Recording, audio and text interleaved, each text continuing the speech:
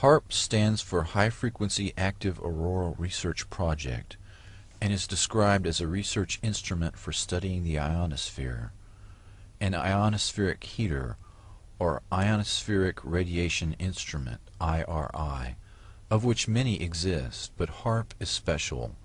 The ability to focus energy and the unprecedented amount in gigawatts, billions of watts, make it literally millions of times more effective at heating the region about 150 miles above the Earth's surface. The atmosphere has most of its density below 30 miles altitude. The ionosphere is the very thin layer above that absorbs dangerous ultraviolet radiation and makes life possible on Earth. There is very little mixing normally between the two layers, but disturbances in the ionosphere translate to changes in weather, such as normally occurring sunspots and the solar wind. The main idea behind Haarp is the ability to direct electrons along the naturally occurring magnetic field lines of the Earth and accelerate them to near the speed of light, to form a protective shell of highly excited particles that not only block communications worldwide, but destroy missiles in their trajectory as they descend from space.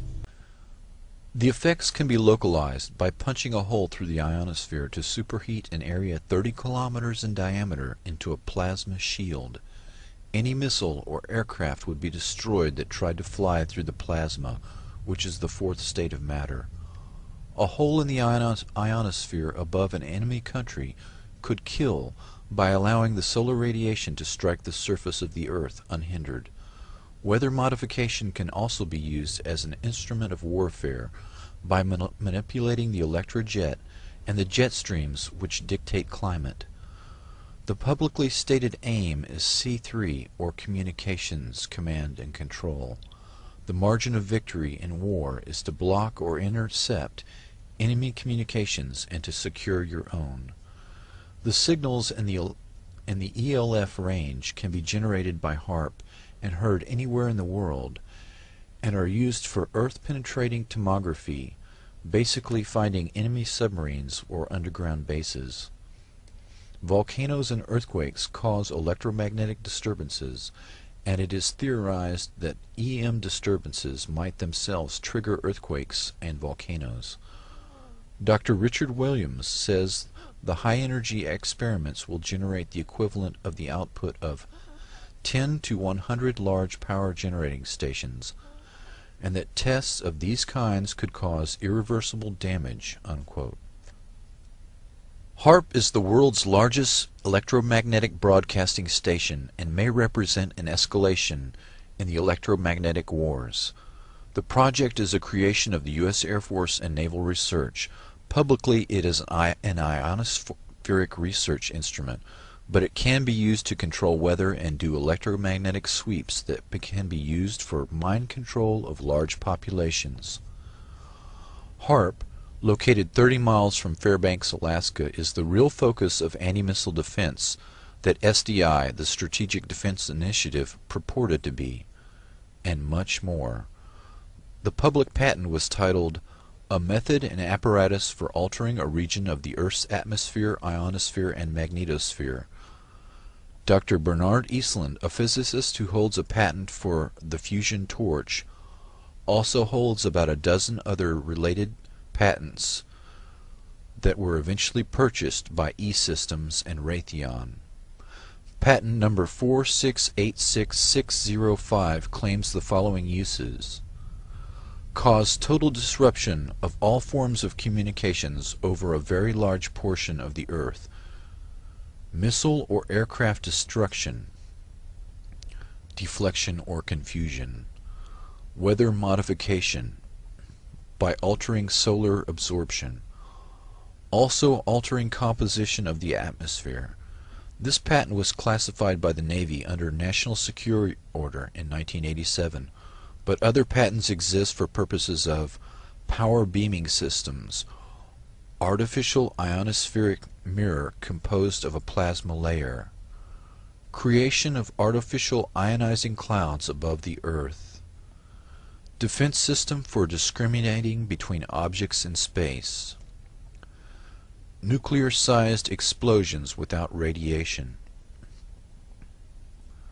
Dr. Yarrow states, Earth's axial spin means that a burst lasting more than a few minutes will slice through the ionosphere like a microwave knife, producing not a hole, but a long tear and incision." Unquote. According to Dr. Elizabeth Rascher, the ionosphere is prone to catalytic reactions, so if a small part is changed, a major change in the ionosphere can happen. Haarp documents admit that 1,000-fold greater amounts of energy can be released in the ionosphere than are injected.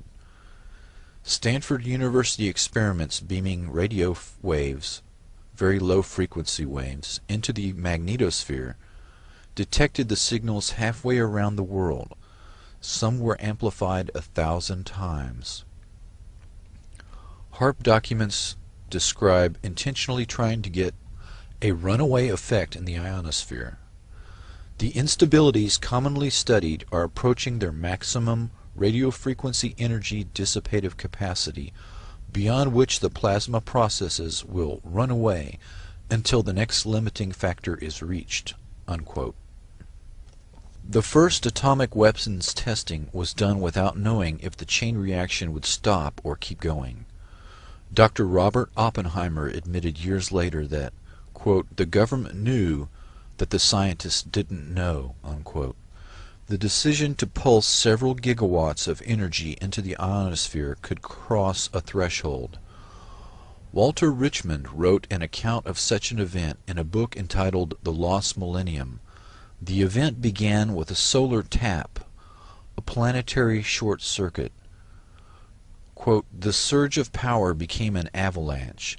At the pole in the vertical plane of the Earth's magnetic field where the winds of magnetism would not rise to blow it out, 1 trillion watt-seconds of energy unleashed their fury on the polar cap in the first flash. Even as it discharged, the ionosphere was recharged from the solar furnace. The first flash became a mighty roar that poured an increased and now steady stream of energy through the now stabilized short circuit. Kilocubit after kilocubit of frozen wasteland boiled. Watt after ever-increasing watt, an avalanche of ever-increasing energy lit the polar cap with a glare that had never been seen before on Earth. Earth's an electrical motor. When the motor began to run wild, it would increase its rotational speed. Eventually the Earth would explode from increased centrifugal stress."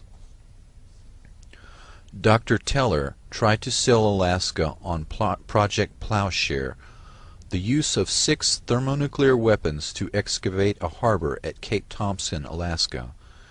In 1987, Dr. Edward Teller returned to Alaska to propose the installation of a laser-like weapon system on the north slope of Alaska. The weapon system Dr. Teller was trying to sell was classified and would not openly be discussed, but the presentations indicated this Star Wars weapon was in fact Haarp. In 1995, Congress killed funding for Star Wars, but Haarp continues as the ultimate SDI radio frequency radiation weapon. The Haarp project manager describes the experiment of Earth-penetrating capability using, quote, "frequencies of 10 to 20 Hz pulses per second, or maybe 1 Hz, 1 cycle per second type waves." Unquote. This range of frequencies are the same dominant frequencies within which the human brain normally operates. Objections to non-disclosure of the biological effects of ELF on living things were ignored. The military, particularly the Navy and Air Force, have extensive research on the negative effects of ELF.